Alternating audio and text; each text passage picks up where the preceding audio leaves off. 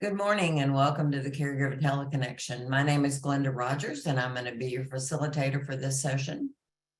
Today we have with us Dr. Barry Jacobs, and he is going to be talking about why caregivers should confront, not avoid, a dementia diagnosis, a very serious topic. So before we get started, let me tell you just a little bit about Dr. Jacobs. Dr. Barry Jacobs is a clinical psychologist, family therapist, and a principal in the Philadelphia office of Health Management Associates. He is the co-author with his wife of the 2020 book, AARP Love and Meaning After 50, The 10 Challenges to Great Relationships and How to Overcome Them. One of those challenges is spousal caregiving. He is also the co-author of AARP Meditations for Caregivers, Practical, Emotional, and Spiritual Support for You and Your Family, and the author of the Emotional Survival Guide for Caregivers, Looking After Yourself and Your Family While Helping an Aging Parent. Barry, welcome to the session today. Thank you so much, Glenda, and thank you all for being here. So Glenda mentioned that I'm in the Philadelphia office of Health Management Associates, and actually today I'm literally in the Philadelphia office of Health Management Associates, and those buildings behind me are not just a backdrop. I'm actually in downtown Philadelphia at the moment, which I'm not usually here, but here I am today. The other more important part of my background is that, like I'm going to imagine almost everybody on the call today, I cared for family members who had dementia. My stepfather had Alzheimer's dementia, and my mom had vascular dementia. And this issue of when to get them to a doctor to be evaluated, to be diagnosed, was a key issue in my family. And my family as a whole struggled with it, and I personally struggled with it, even though I'm in the field of psychology and caring for many families dealing with dementia. As Glenda also mentioned, I like this to be conversational if possible. I'll present a little bit of information, then stop, and if folks can put ideas into the chat box, or possibly if everyone can maintain good order here, we can unmute and have people talk directly to one another. So with that as an introduction, let me plunge ahead. So really, there's not going to be a right answer to what we're discussing today. And the question that we're discussing is, how should we, and let me use the I form here, how should I respond if I notice, or when I notice, that an older adult that I'm caring for is declining? And we're talking specifically about here declining cognitively in terms of their thinking skills. And there are pros and cons of confronting the issue of saying, Dad, I think you're having some significant memory issues, and I think we need to have a conversation with your doctor about having you evaluated, or avoiding it and basically saying, I'm making too big a deal of this. Dad is fine. He's going to oppose going to the doctor to get an evaluation. And besides, maybe there isn't a whole lot that can be done about dementia anyway. So why am I going to make a fuss about this and cause a big to-do in with my dad and maybe in my family as a whole? So we'll talk about the pros and cons of avoiding versus confronting. I have a particular point of view here. I'm more of the point of view that it's better for family members to say something, to confront the issue head on, and to fight fear with information. And if you go ahead and do that, then the person who you care about, who you are afraid is declining, may refuse, may absolutely tell you to get lost. And how do you deal with that? And then how do we deal with the stigma of dementia, some of the stigma that other people feel towards dementia, and then some of what we may feel internally about having cognitive issues. Many folks that are beginning to have cognitive issues, they believe that they're falling apart, that they're failing, that they're not the person that they were. And in some cases, dementia is changing them, but it doesn't mean that they're a failure. It doesn't mean that they're ready to head off to the elephant's graveyard. So there are a lot of really important issues here for us to discuss today. As anyone who's seen, who's participated in these caregiver teleconnections, in which I've been one of the speakers before, will remember I base these talks on some of the AARP.org articles that I write. I've been a monthly columnist for the AARP website on family caregiving for almost a decade now.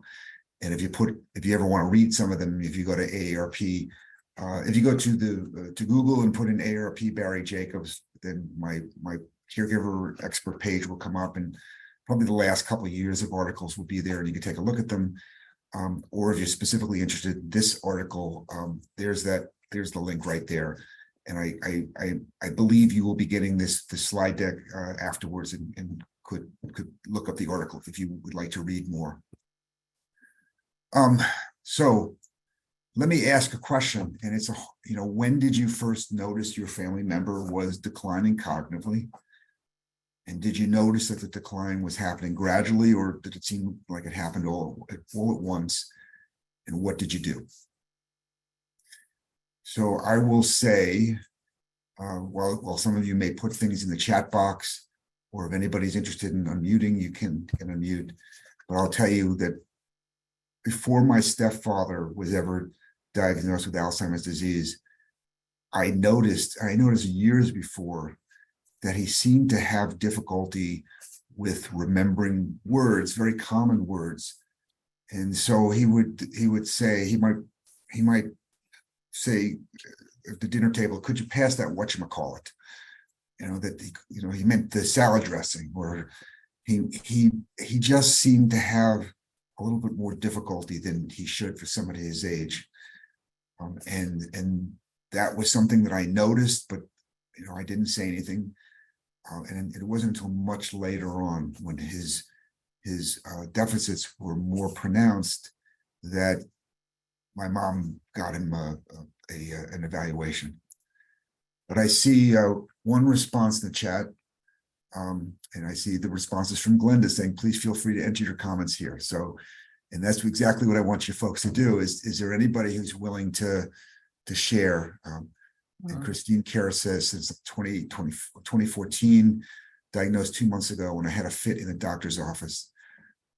So Christine, I could guess what happened, that you noticed it 9 years ago now. Yeah, hi, I'm here.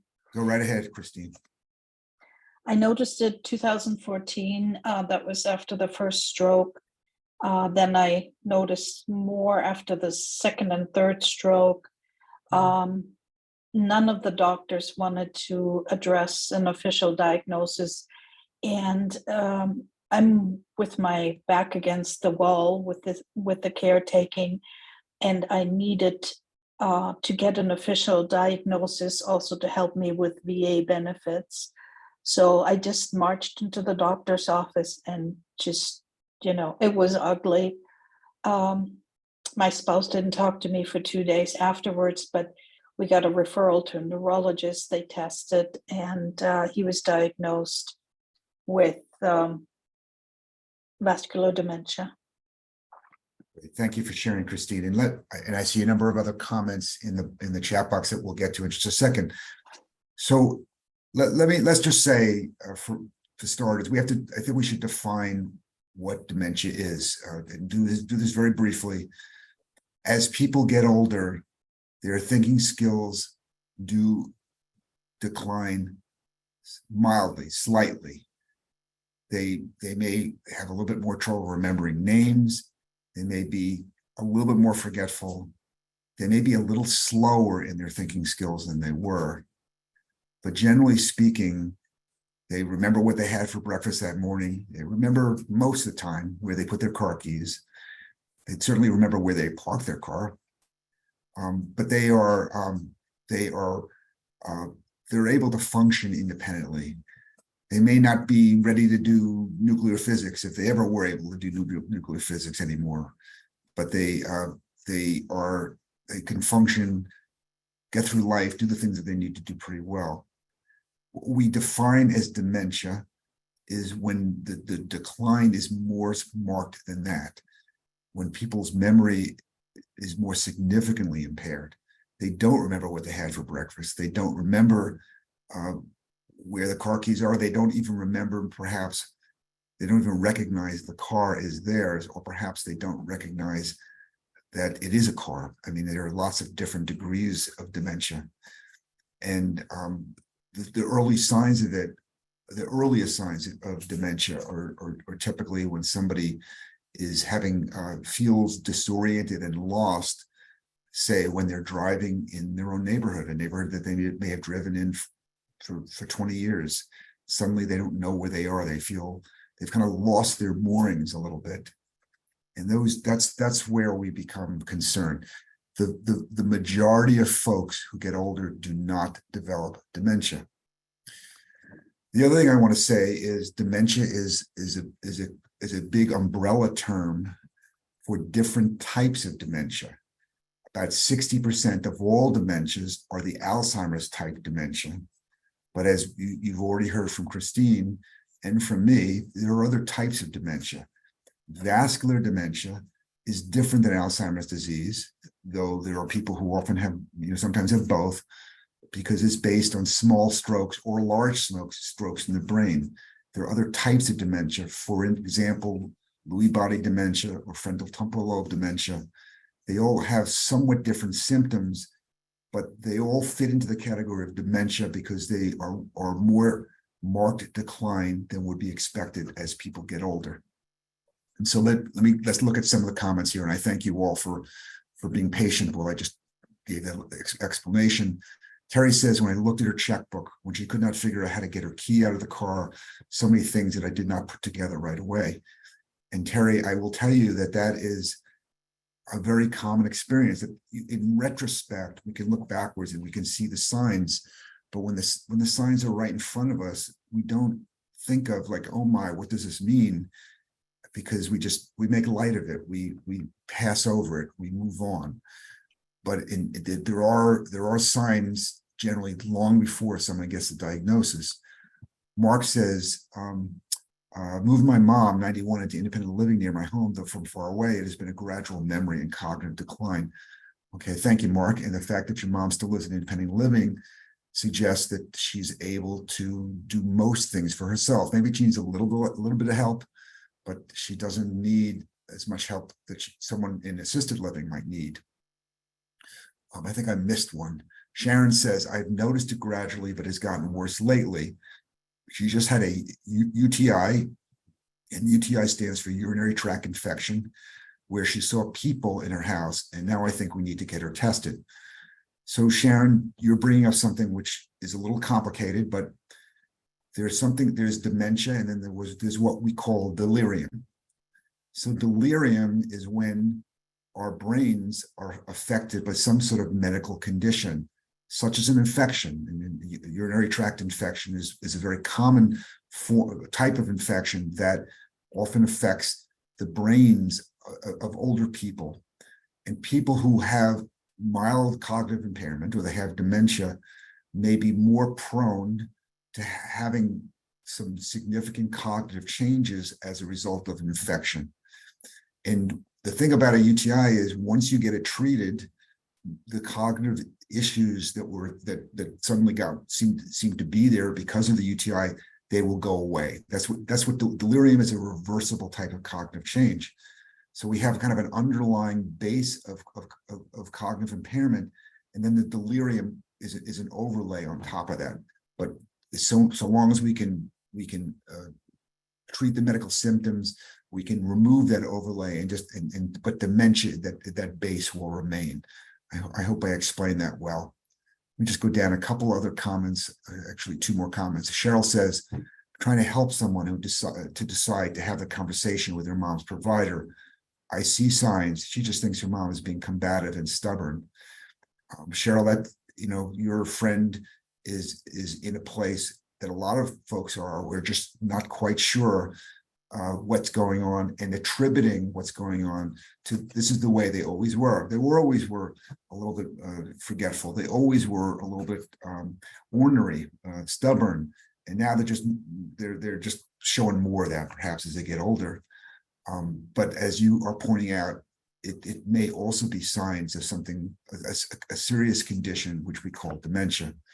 And Donna says approximately 2017, evaluated at doctor's office and got a prescription for Aricept, was given. However, we discontinued the medication because she experienced side effects, increasing her vertigo. Okay, so let's talk briefly about Aricept. Aricept is a medication that's in a class of drugs called cholinesterase inhibitors, and they came out 20 years ago as a way of trying to not reverse dementia. We don't have any medication to reverse dementia. We're beginning to have some medications that will help us slow the rate of progression of dementia, and therefore Aricept is supposed to do that. The problem with Aricept is it only does it very little. It only works in some people, generally very early on in the process of cognitive change that they're undergoing, and it often has side effects. And so for many folks, they either don't take it for very long, or they take it once and they can't take it at all. And that is true for most of the drugs in that class. Well, all of which is to say we need better drugs, and there's a lot of science being done now to find better drugs. Thank you all for your comments, as Glenda said. Let's move on. So, as I think I just said, most of us initially are going to react to signs that are a person we care about is declining by mostly ignoring them or minimizing them. Oh yeah, that's not a big deal. And we do this because we really do believe it's not a big deal, or we may be getting a little bit concerned, but we don't want to upset the person who we are noticing is changing. And by the same token, we don't want to upset ourselves either. We don't want to think of them as having this irreversible decline called dementia. So what are the pros and cons of practicing what I really want to call, avoidance has a kind of pejorative connotation, but I think that's what we're talking about here. We see it, but we don't want to see it. So we brush it aside, or we minimize it, or we see it and we recognize it, but we don't say anything. And the second question, which we're going to talk about, is will avoidance make a difference, negative or positive, in the course of a relative's health condition? Or will it make no difference? In which case, maybe it's okay to use avoidance. I'm gonna jump in and I'm gonna kind of try to answer some of these questions. So, does it harm or help your family member when you point out their cognitive errors? You can say, Mom, I told you that 10 minutes ago, and you're asking me the same question again. Or you say, Mom, you were supposed to meet me. You talked last night about you meeting me for breakfast this morning, and you forgot about it entirely. And you could confront people about that, or you could decide to leave it alone. So if we're arguing that this is actually helping protect them, we may think along these lines. We may say to ourselves, well, this seems rather mild. It's probably nothing. Maybe Mom didn't sleep well last night, therefore she's not as sharp as she usually is. Or, maybe these things really don't matter. Mom is still Mom, and if she forgets some things, that's okay. I'm not going to make a big issue of it. I don't want to upset her, and I don't want to get anyone else in the family upset. So all of those would be in favor of maybe just not paying much attention to this or brushing it aside.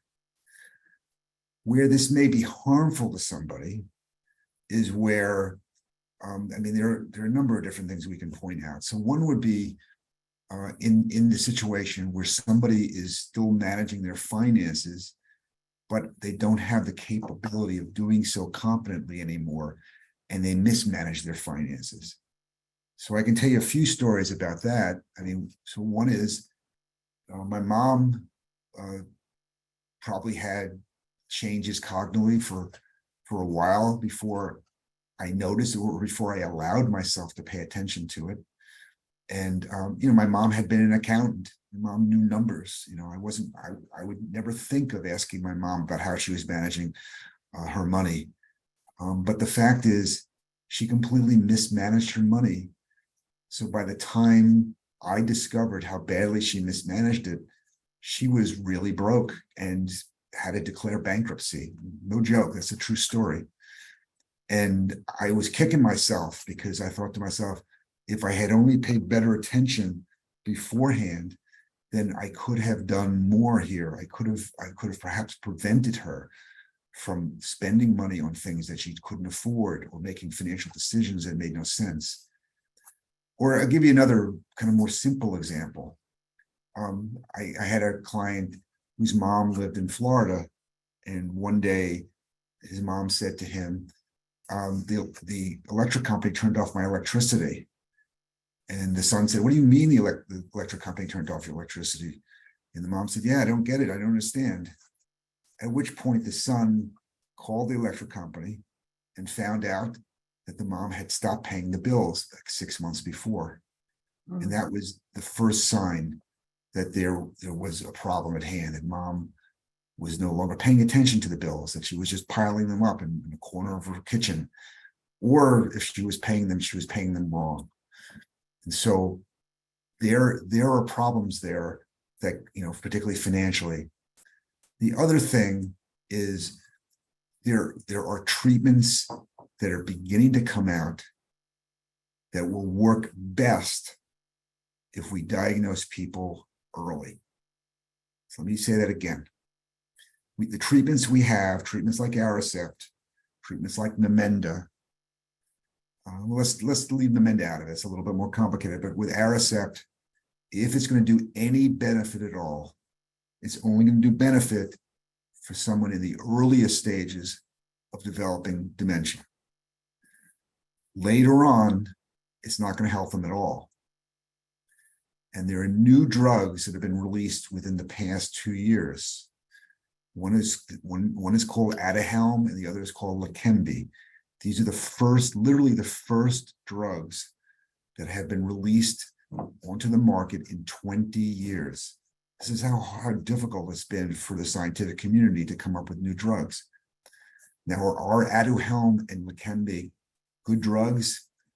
Well, that's really been a big debate. They are administered by infusion. The cost is astronomical, and people have to continue taking them, getting these infusions monthly forever.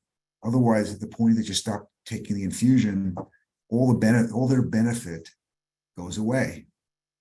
The other thing about them is that the benefit that they provide in slowing the rate of dementia is very mild. And so while these drugs in some ways have been a scientific breakthrough because of the particular methodology that they use, they're not wonderful drugs. They're not drugs that I would tell someone they should spend $25,000 a year on, which is what Leqembi costs. I would basically say, I don't think there's enough benefit here to justify the cost. But that might be a very personal opinion, a personal decision that someone's going to make. They may decide, yes, to be able to slow the rate of the progression of dementia, I do want to spend $25,000 on Leqembi. So, but what's happening is the drugs are getting better. And within the next 5 years, the drugs will get better and will provide somewhat better results, especially if we can bring our relatives to doctors to be evaluated earlier on. At that point, it's going to be very clear that avoidance can potentially be harmful. So I see a couple comments here that I want to take a quick look at. All right. So Donna says mom started having trouble taking daily medication. Donna, what happened with my mom is very similar. She had a pill box, and I would find kind of utter chaos with her pill box. There were pills all over the box. It wasn't that nice orderly day by day. And I really got concerned when she started putting multiple pills of the same type in the same slot in the box, like blood pressure medicine, when she was only supposed to take one of them. And I had these visions of her taking, several blood pressure pills, and then having her blood pressure drop too low, and then having her pass out and fall and break a hip. So that medicine is very, how somebody manages medication is very important. Raquel says if someone has been on Namenda and donepezil, which is also one of those is Aricept for 3 years, when is the right time they could discontinue their use? Will there be side effects? Is there a possibility that I will see rapid decline in my loved one with Alzheimer's disease? So, Raquel, the question you're asking is really one that should be answered by your loved one's doctor.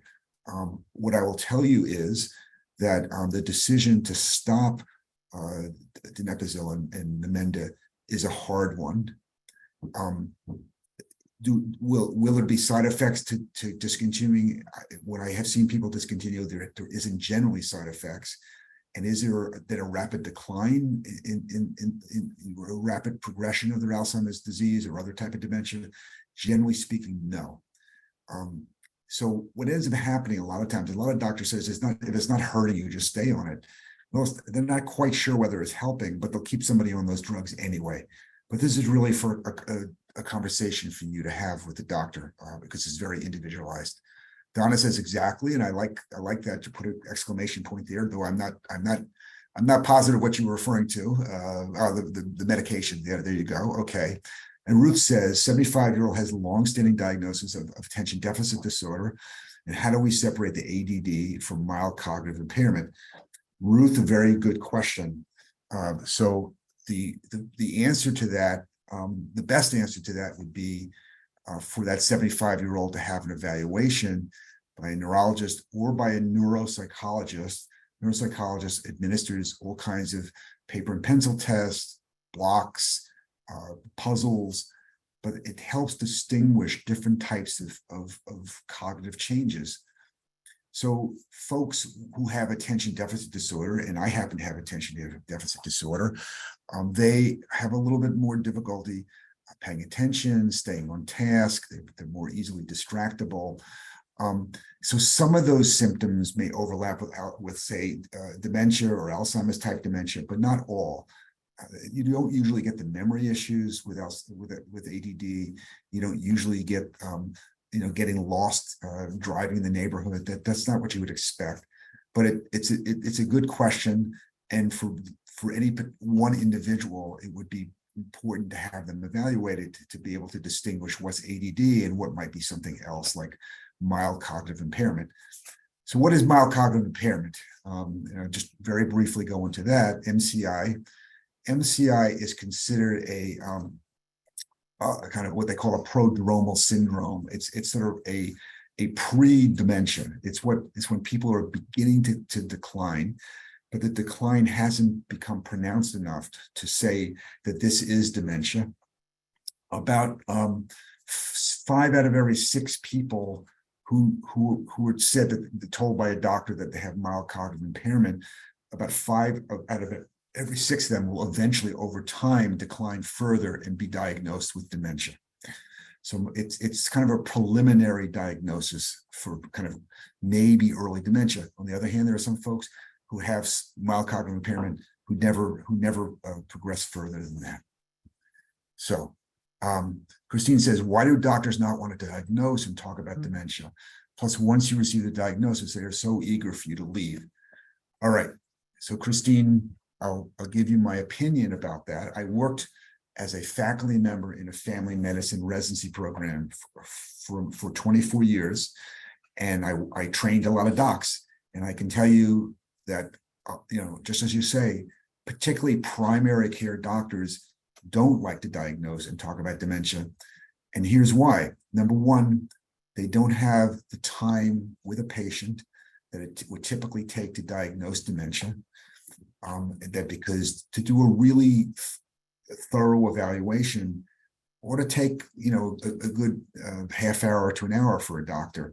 Most primary care doctors don't have that kind of time. They're seeing people every 10 minutes, every 15 minutes. Okay, I see your additional point here that this was a neurologist. The second reason why maybe doctors in general don't like to diagnose dementia is because, frankly, they don't like to give bad news, and then not be able to do anything about it. And that really is exactly what Becky has just put in here. Becky just wrote, doctors want to prescribe a pill and fix something. I'll just say that a little differently, Becky. Doctors want to be in a position of helping. They went into the profession of medicine to help other people. And if they don't feel that they can help, then they're not so sure they want to rush to diagnose a condition for which there is not good help available. And so they're reluctant. And they also, the other thing is they understand that when someone is diagnosed with dementia, sometimes bad things happen. The person thinks of themselves differently. They may think of themselves as less than. They may, as I was saying to Glenda before we got on today, someone with a diagnosis of dementia may not be able to get health insurance, may not be able to get life insurance or disability insurance. They may have other people suddenly treating them differently, like they're a kind of mental invalid when they're not. And so doctors are very careful about making that diagnosis. Mark says, once receiving a dementia diagnosis, how and why is a further detailed Alzheimer's called for? Okay. So here's what happens, Mark. You go to a primary care doctor, and if they're inclined to do a screening, then what they'll do is administer something, a very short screening test, something like the mini mental status exam or the Montreal Cognitive Assessment Test. It's just a 3 to 5 minute test, 30 questions. And on the basis of that, they can see whether someone's having some cognitive issues. And at that point, they may refer to a geriatrician or a neurologist, or perhaps a geriatric psychiatrist to do a more in-depth evaluation. And then sometimes those doctors, those specialists will bring in a neuropsychologist. Whether it's vascular dementia or Alzheimer's dementia, in the long run doesn't matter, because we don't have good treatments for either of them, right? Or any other type of dementia. So we have this, we know what's going on. We know someone's having pronounced decline, and that pronounced decline is called dementia. But if it's someone we know, because we can look on an MRI or a CAT scan, we can see that they're having some strokes.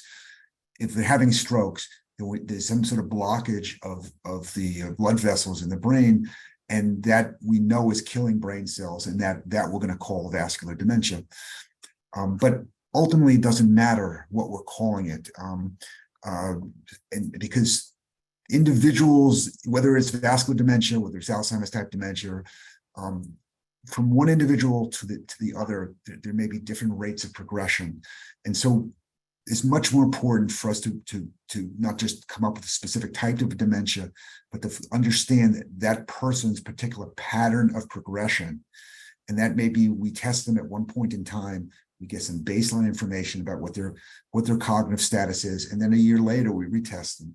And then we maybe test them the year after that, and we begin to get a trend of what the downward slide is. And it may be very, very gentle. For most people, dementia is a very slowly progressing disease. And then for others, it may be more rapidly progressing. And so that's really what's more important. That's what most families want to know about, to answer questions like, when should he stop driving? When does he need people there to help him? When should he stop taking care of his finances, etc.? A couple of other comments here. So where do you get the help?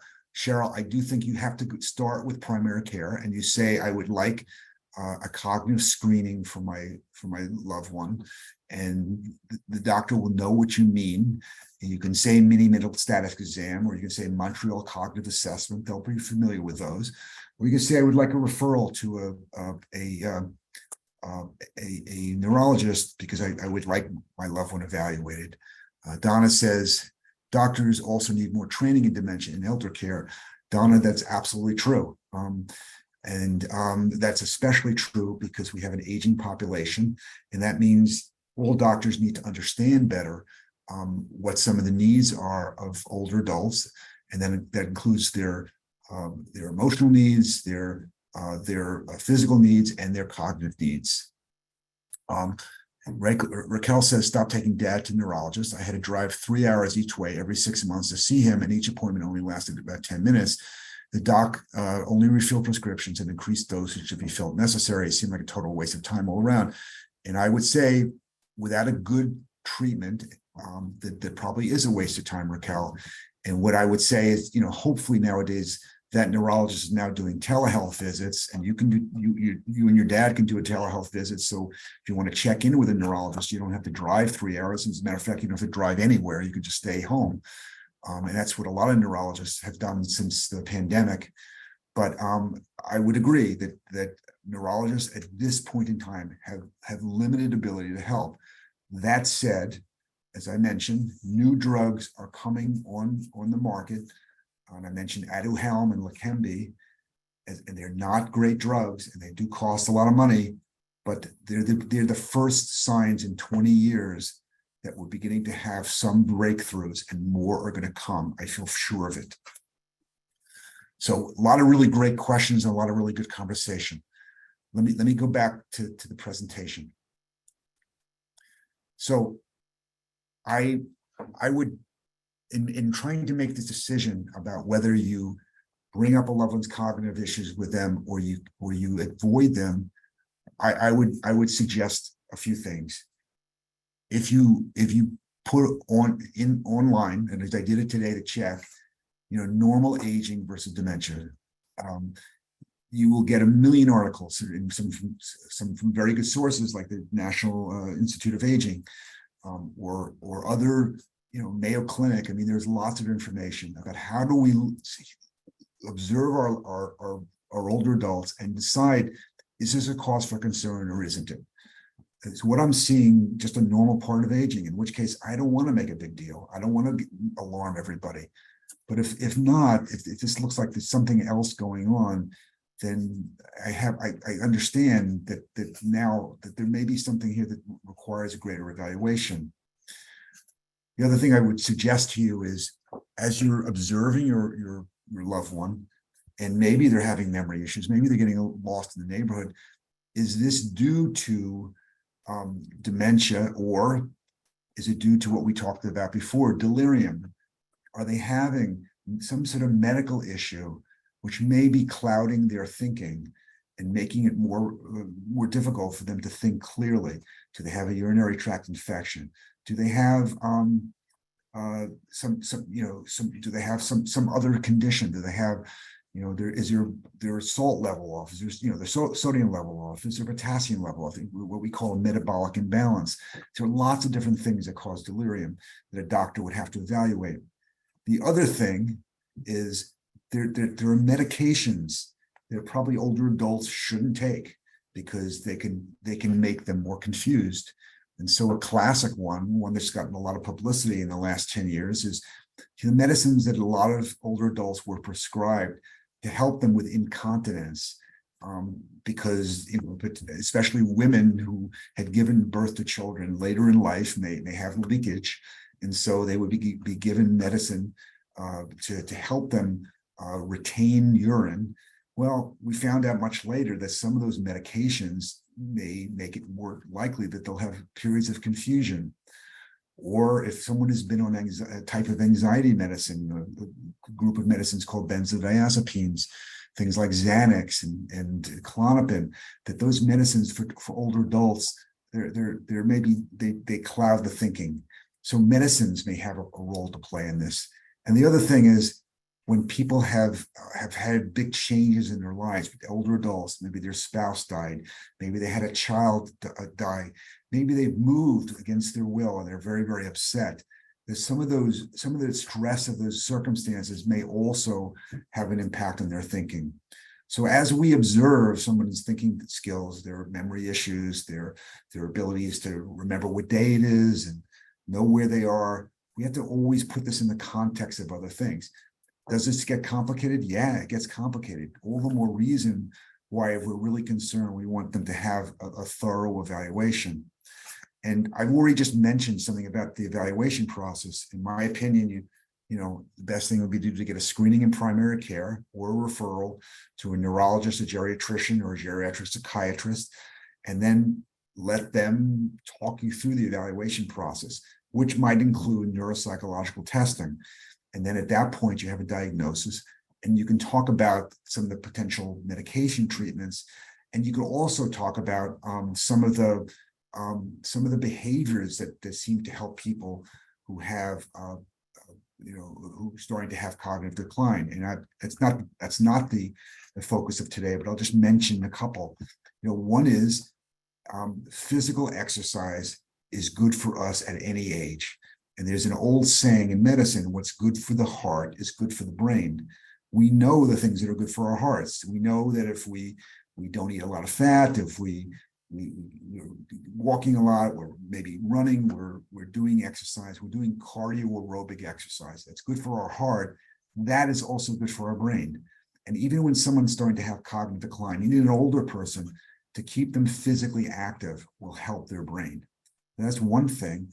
And the second is, we think about, we want to avoid large amounts of alcohol. We want to, there are a number of basic health habits. We want them to get good sleep, all those basic things that we all know, but don't always practice. Those things are even more important with older adults who may be more vulnerable to developing cognitive issues.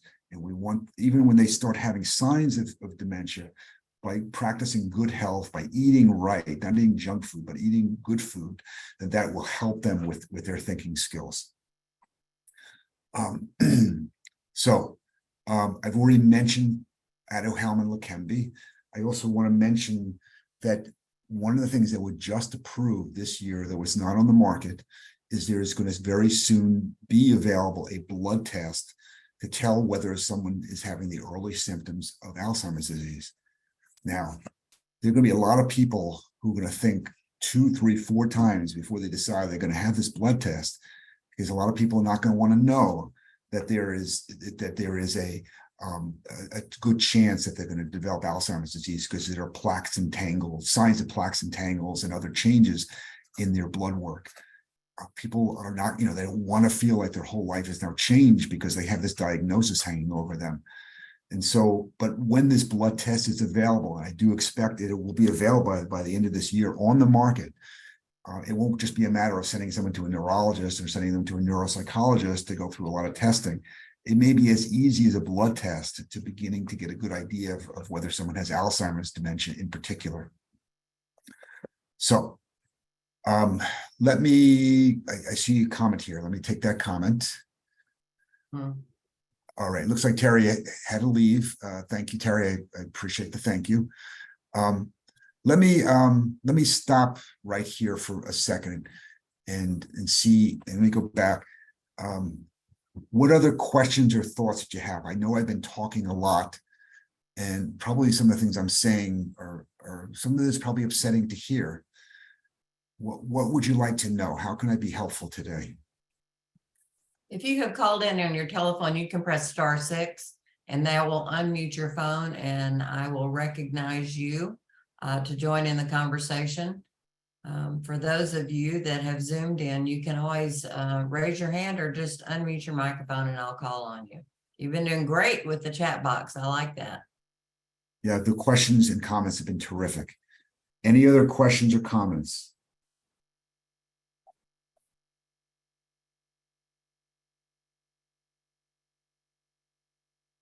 Okay, if not, I'll go on. So I'm just going to say, and again, this is my own point of view.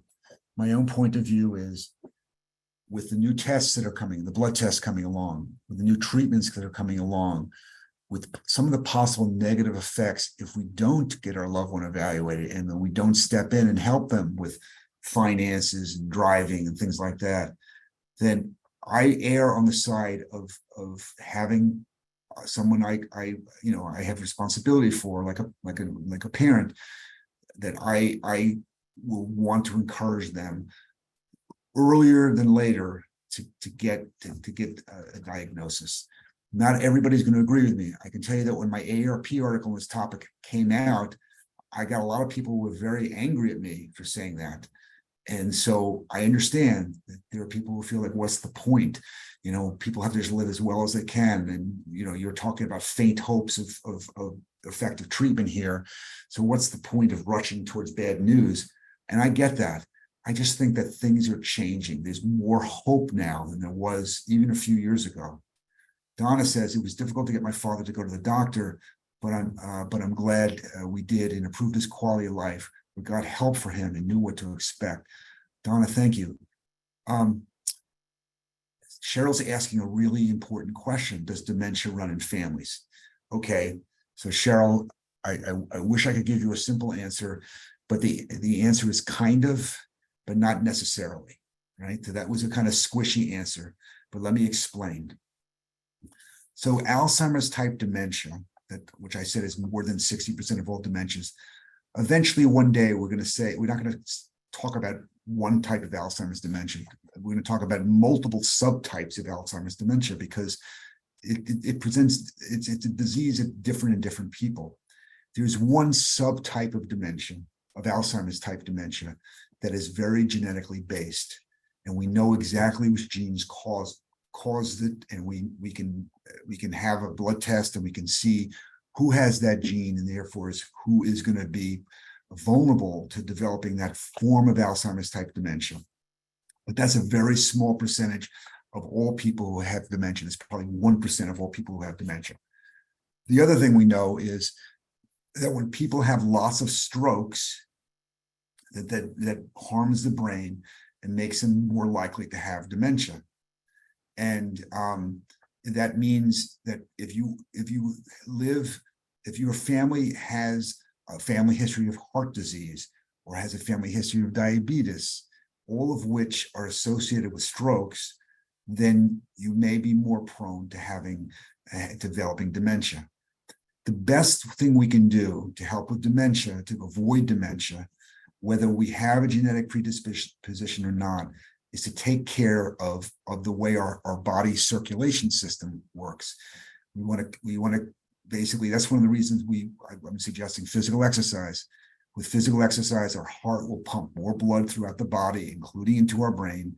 When we eat a healthy diet, which means one that's low in fat, not a lot of cholesterol. If we keep our cholesterol low, then we're not going to clog those arteries, and then we'll keep the circulation system running as free and as unhindered as possible, and that way we'll protect our brains. So Cheryl, I hope that was kind of a complicated answer, but I think you understand that. Hopefully, understand that why I said sort of kind of.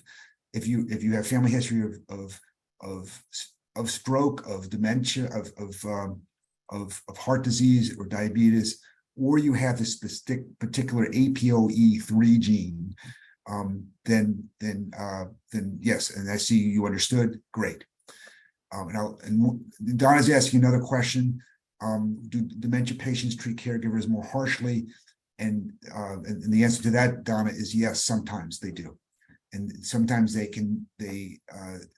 unfortunately, when people get dementia, then they are maybe more prone to saying things they don't really mean. It's almost like the filter in the frontal lobe of the brain has been removed, and they can say pretty harsh things. They can say very, very hurtful things.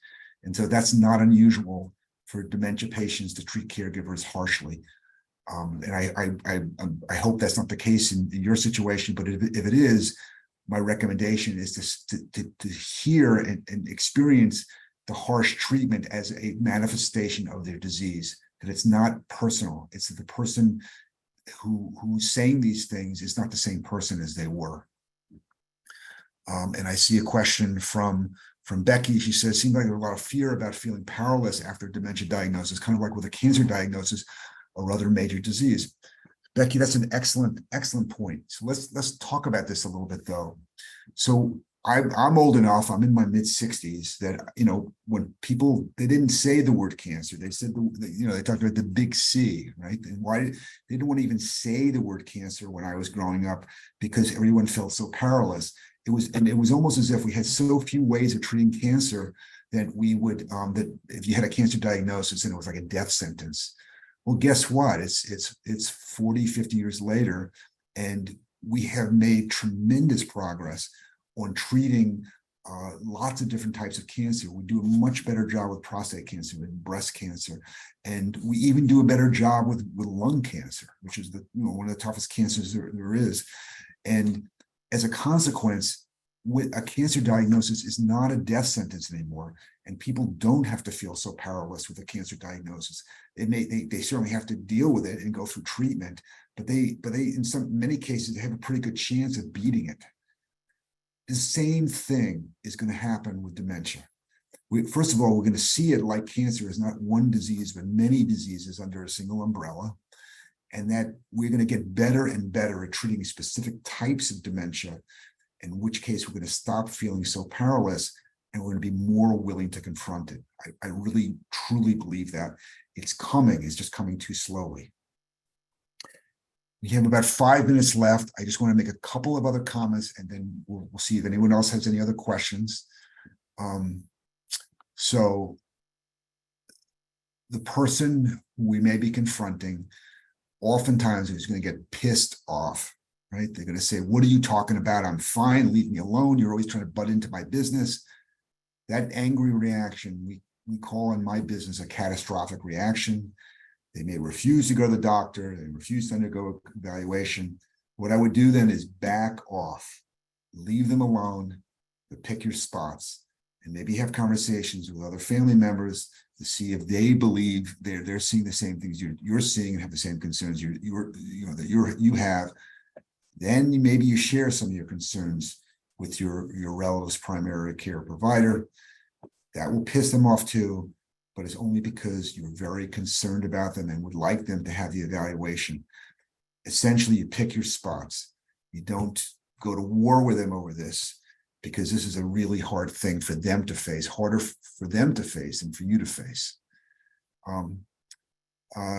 So Cheryl is asking at the end of our presentation, can I list some resources? Yes, I'll just tell you some right now. The Alzheimer's Association website is an excellent source of information about all dementias, including many of the things that we've discussed today. And the other thing is the book that I most recommend for caregivers of individuals that are developing dementia is a book that's been out for 30 years. It's gone through multiple printings, and it's because it's probably the best book in this genre, and it's called The 36-Hour Day. It's written by a neurologist and a social worker, but it goes into all things dementia related, and it's a very good resource. Has lots of information. And the last one I'll say is very good information on the ARP website about cognitive evaluation, cognitive changes, normal aging, dementia, and a lot of the things that we discussed today. So let me stop sharing. Anybody else have any other thoughts or questions before we wrap up? Glenda, you usually chime in, but you were pretty quiet today. Well, you had a lot going on. You had a lot going on. Cheryl, just to address Cheryl for a minute. You'll receive a follow-up email if you register for the session today. And in that email, I'll include what Barry had talked about. As far as resources, I'll include some that I know of also. So yes, look for that along with his PowerPoint presentation will come to you. Okay, any other? I see one other comment here. Thanks. Okay, then you're welcome.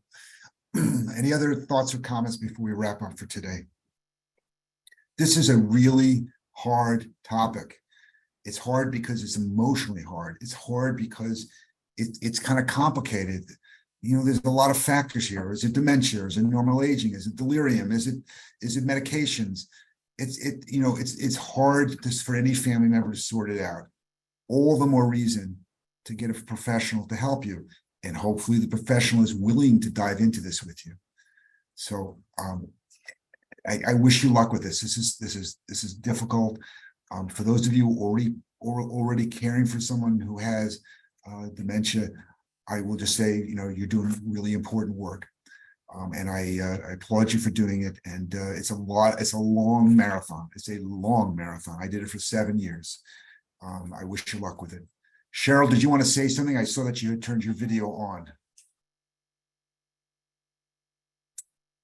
Well, what I would like to say, Barry, in that vein is that, I think information is powerful. And so by doing the caregiver teleconnection, by doing some other things and getting information, it can help any caregiver. Let's see, Angela, you have your hand up. Please go ahead. Well, maybe that was doing a clap. So thank you for the presentation. Oh, yes. Thank you so much. Thank you, Angela. Let's see. Very helpful. Thank you so much. Yes. Well, I always enjoy being with Barry on these presentations. I learn so much myself, and back to my thought, information is power. So Barry shares a lot with us, not always easy to hear, but it's difficult to be in a caregiving role and feel like you have no support. So this is a place that you can come and get support and information. So I encourage you to come back and join us on future sessions. Closing comments, Barry. Just thank you, Glenda, and thank you all for your participation. You made this a very rich conversation today, and I appreciated your involvement and look forward to talking with you again. Thank you so much. And I hope you have, well, before we go, I've got to ask, Raquel, do you have a question? Okay, apparently not. All right, well, we're going to close for today. Thank you so much for taking time out of a busy day to join us. And hopefully you will go to our Caregiver Teleconnection website, get more information, get more help, and look for that follow-up email. Also on that email, we'll be asking for your feedback on this presentation. So please take a moment or two to do that. So I hope to see you on future sessions. Barry, thank you so much, and see you again soon. And with that, I'll say goodbye. Bye, all.